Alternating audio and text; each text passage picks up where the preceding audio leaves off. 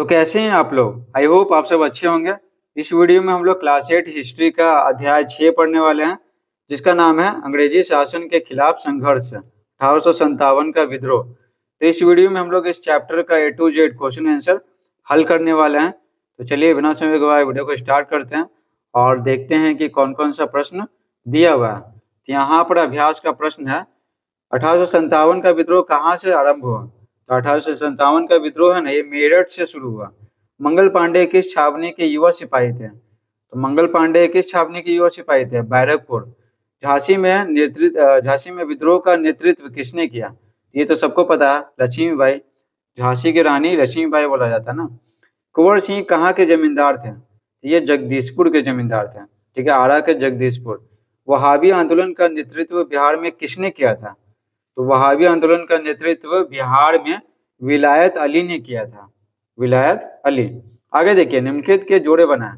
तो देखिए, जगदीशपुर से 1857 का जब विद्रोह हुआ ना, 1857 का जब विद्रोह हुआ, 1857, ठीक है, तो वो अलग अलग क्षेत्रों से ना, अलग अलग क्षेत्रों से अलग अलग लोग है ना नेतृत्व किए। ठीक है, विद्रोह का नेतृत्व किए, तो उसी के बारे में पूछा जा रहा है। तो देखिए, जगदीशपुर से नेतृत्व कौन किए? कुंवर सिंह। ठीक है, वीर कुंवर सिंह। और कानपुर से किए कौन? नाना साहब। ठीक है, कानपुर से नाना साहब। और दिल्ली से कौन? बहादुर शाह जफर। ये मुगल शासक थे बहादुर शाह जफर। और लखनऊ से किए कौन? बेगम हजरत महल। और मांझा प्रवास से किए विष्णु भट्ट गोडसे। ठीक है, विष्णु भट्ट गोडसे। आगे देखिए, आइए विचार करें। पहला सवाल है, जमींदार अंग्रेजी शासन का विरोध क्यों कर रहे थे? जमींदार, इसके पिछले वाले चैप्टर में बताया था ना कि जमींदारों के साथ है ना अंग्रेज का बहुत बुरा सलूक कर रहे थे, जिन्हें इनका जमीन छीन ले रहे थे। बहुत सारा चीज है, पिछला चैप्टर आप देखिएगा तो आपको समझ में आ जाएगा। एक ही चीज को बार बार वर्णन नहीं करेंगे, नहीं तो वीडियो बड़ा बन जाता है। तो देखिए, उत्तर लिखेंगे, कई जमींदारों की जमींदारी अंग्रेजी शासन की वजह से छिन गई थी। उन्हें उम्मीद थी कि अंग्रेजों के भारत से चले जाने पर उनकी खोई हुई जमींदारी वापस मिल जाएगी। जो जमींदारी है ना, कि यहाँ किसानों से ये कर इकट्ठा करते थे, और अंग्रेजों के आने के पहले किसानों से कर इकट्ठा करते थे और किसको देते थे? राजा को देते थे, और कुछ पैसा अपने रखते थे, तो कोई दिक्कत नहीं था। लेकिन जब अंग्रेज आए ना, तो बहुत ज्यादा क्या करने लगे? इनका शोषण करने लगे। समझे? तो इनको जैसे स्थायी बंदोबस्त व्यवस्था में क्या बोला गया कि जितना तुम किसानों से लोगे ना, कैसों लो, तुमको लेना है तो हमको 9/10 भाग देना है, और 1/10 भाग तुम रख लेना। लेकिन ये जमींदार है ना, जमींदारों को किसी भी हालत में देना है। कोई फिक्स टाइम किया गया ना, जैसे मान लेते हैं 1 तारीख को फिक्स किया गया, तो 1 तारीख तक दे देना। अगर नहीं हुआ तो ये क्या कर देते हैं? ये सूद पे पैसा लेते थे महाजनों से, और महाजनों से लेते थे, और बदले में जो अपना जमीन है ना गिरवी रख देते थे, और फिर बस सूद चल रहा है, अत्यधिक ब्याज पे लिए हैं, जिसके कारण चुका नहीं पाते थे, तो इनका जमीन है ना, ये महाजन के हाथों चला जाता था।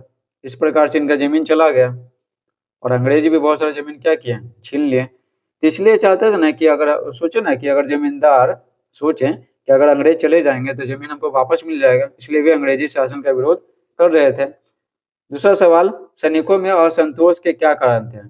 जैसे कि पता है कि 1857 की क्रांति ना सैनिकों के द्वारा ही तो शुरू किया गया था। तो देखिए, उत्तर लिखेंगे, भारतीय सैनिकों को अंग्रेज सिपाहियों की अपेक्षा बहुत कम वेतन मिलता था। ठीक है, सेना के सारे बड़े पद अंग्रेजों के लिए सुरक्षित है। 1856 के कानून के अनुसार भारतीय सैनिकों को दूसरे देशों के साथ होने वाले युद्धों के लिए समुद्र पार भी जाना था। ये सैनिकों में असंतोष के कारण थे। तो देखिए, बहुत सारा कारण था असंतोष का सैनिकों में। तो क्या क्या हुआ? पहला तो वेतन कम मिल रहा है, अंग्रेज सिपाही को ज्यादा वेतन मिल रहा है, भारतीय सिपाही को कम मिल रहा है, और काम कर रहे हैं बराबर। और सेना के जो बड़े पद है ना, तो अंग्रेज थे उस पर। ठीक है, भारतीय लोगों को नहीं बड़ा पद नहीं मिलता था, चाहे वो कितने एक्सपर्ट हो, कितनों टैलेंटेड हो। और 1856 में कानून बना ना, तो भारतीय सैनिकों को बुला के ना कि अब हम युद्ध लड़ेंगे ना कहीं भी, ठीक है, तो तुमको जाना पड़ेगा। तो युद्ध लड़े इंग्लैंड के लोग, और मरेंगे यहाँ के लोग, भारतीय सैनिक मरेंगे। बताइए, तो सैनिकों में असंतोष के कारण थे। तीसरा सवाल, बहादुर शाह जफर ये मुगल शासक थे, तो बहादुर शाह जफर के समर्थन से क्या प्रभाव पड़ा?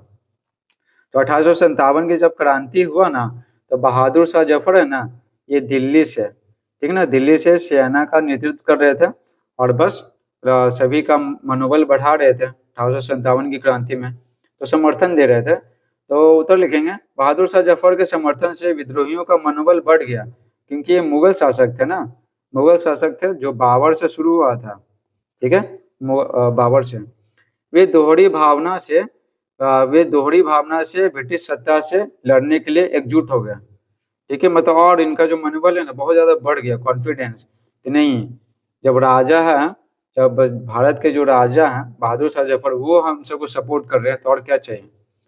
चौथा सवाल, विद्रोह को दबाने में अंग्रेज क्यों सफल रहे, तो उत्तर लिखेंगे विद्रोहियों के पास धन की कमी थी, अंग्रेज सैनिकों की अपेक्षा उनके पास हथियार भी कम और कमजोर थे, वे अब परंपरागत हथियारों तलवार भाला से लड़ने लगे और अंग्रेजों के बंदूक के सामने हार गए। तो देखिए विद्रोहियों के पास है ना धन की बहुत कमी था, ठीक है, और उनके पास हथियार भी नहीं था, हथियार बहुत कम था, बहुत कमजोर था, तो कैसे, और अंग्रेज के पास है ना हाईटेक हथियार था, बंदूक था, तोप था, गोला था, ठीक है, तो उनके सामने कैसे कोई अगर तलवार भाला से लड़ेगा तो कैसे जीतेगा। पांचवा सवाल, 1857 के विद्रोह में कुंवर सिंह का क्या योगदान रहा, और इसमें और आपको बता दें कि विद्रोह को कैसे दबा दिए कि सब है ना अपने अपने क्षेत्र में लड़ रहे थे, सब अपने अपने क्षेत्र में लड़ रहे थे, ठीक है, अंग्रेजों के खिलाफ 1857 की क्रांति में, लेकिन सब राजा ने एक दूसरे से एकजुट होकर लड़ते ना, एकजुट होकर सब लड़ते अंग्रेजों के खिलाफ, तो वो क्या होता, अंग्रेजों के खिलाफ लड़ते तो वो 1857 की क्रांति में अंग्रेजों को हरा देते हैं, लेकिन सब है ना सब अपने अपने लड़ रहे थे, ठीक है, अकेले अकेले लड़ रहे थे अपने अपने क्षेत्र में, ठीक है, जिसके कारण है ना एकजुटता नहीं था, इसलिए विद्रोह को दबाने में वो सफल रहे, एक और कारण था ये सब के अलावा।